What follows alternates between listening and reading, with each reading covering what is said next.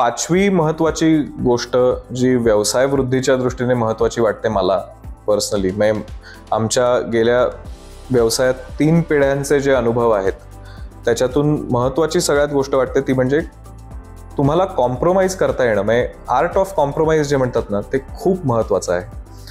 म्हणजे मला एक त्याच्यातलं उदाहरण द्यावंसं वाटतं की जेव्हा भिलवडीसारख्या छोट्या गावात व्यवसाय करायचा होता तेव्हा जेव्हा माझ्या आजोबा या व्यवसायात उतरले तेव्हा गावामध्ये वीज पण नव्हती आणि ती वीज मिळवण्यासाठी त्यांना 2-2.5 वर्ष रोज खेपा घालायला लागायच्या.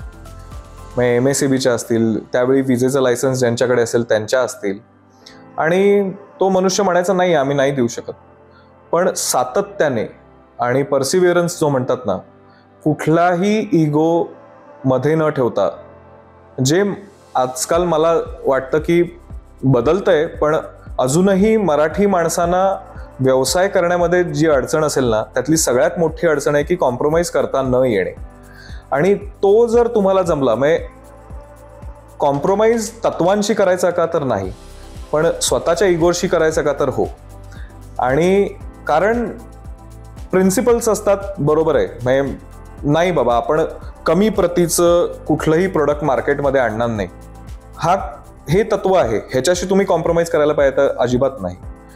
पण मला वाटतं म्हणून किंवा मला वाईट वाटलं म्हणून मी या माणसाबरोबर व्यवसाय करणार नाही, मला वाईट वाटलं म्हणून मी या डिपार्टमेंटची परत पायरी चढणार नाही.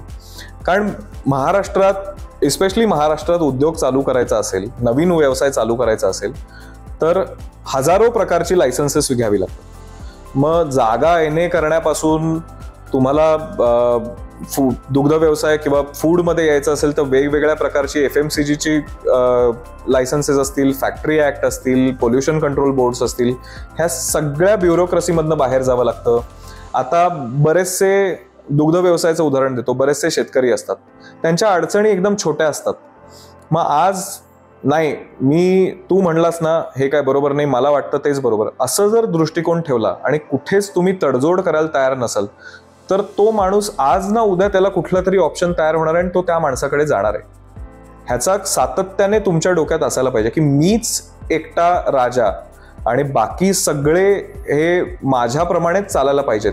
हा जो काय म्हणतात आपला थोडासा दृष्टिकोन असतो तो बदलणं थोडंसं गरजेचं आहे. कारण जर तो थोडासा जरी बदलला ना तर व्यवसाय वृद्धी खूप चांगल्या प्रकारे होऊ शकते.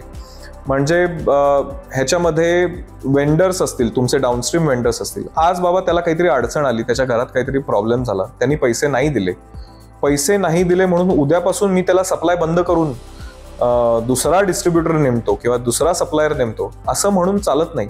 काही वेळा थोडीशी अंडरस्टँडिंग ठेवावी लागते, थोडेसे कॉम्प्रोमाइजेस करायला लागतात आणि कदाचित तो कॉम्प्रोमाइज केल्यानंतर त्या माणसाची विश्वासार्हता वाढते आपल्याबद्दल. आणि ती विश्वासार्हता व्यवसायामध्ये खूप महत्वाची असते, अपस्ट्रीम आणि डाऊनस्ट्रीम दोन्ही बाजूला. कारण हा जो व्यवसाय आहे ना त्याच्यामध्ये पर्सनल रिलेशन्स आणि विश्वासार्हतेवरती अर्ध्या गोष्टी चालत असतात. आता तुमचं प्रोडक्ट खूप आउटस्टँडिंग आहे पण कुणीच लोकांपर्यंत पोहोचवलं नाही तर अशी प्रोडक्ट फक्त लॅबोरेटरीमध्ये राहतात. आणि त्यामुळे व्यवसायामध्ये फक्त R&Dचा विचार न करता ग्राहकाला काय हवंय, ग्राहकानं काही बोललं तुम्हाला, मग आता आमच्या व्यवसायामध्ये आम्ही म्हणतो की ग्राहक हा श्रेष्ठ. त्याला आता वाटलं असेल की नाही बाबा तुमच्या दुधाचं विरजण लावायला प्रॉब्लेम होतो, आता तुम्ही रोज घरी दही लावताय विरजण लावून, ह्याचा अर्थ असा नाही की त्याच्याकडेही तेच विरजण अवेलेबल आहे. आता तुम्ही त्याला तुमच्या घरातलं विरजण अवेलेबल करून दिलेलं नाहीये म्हणजे तो चुकीचा नाही ठरत नाही. तर त्याच्यावेळी तुम्ही त्याचं ऐकून घ्यायला पाहिजे, ग्राहकाचा फीडबॅक ऐकून घेऊन. हे सुद्धा एक कॉम्प्रोमाइजच आहे. ऐकून घेणे हीच मोठं स्किल आहे.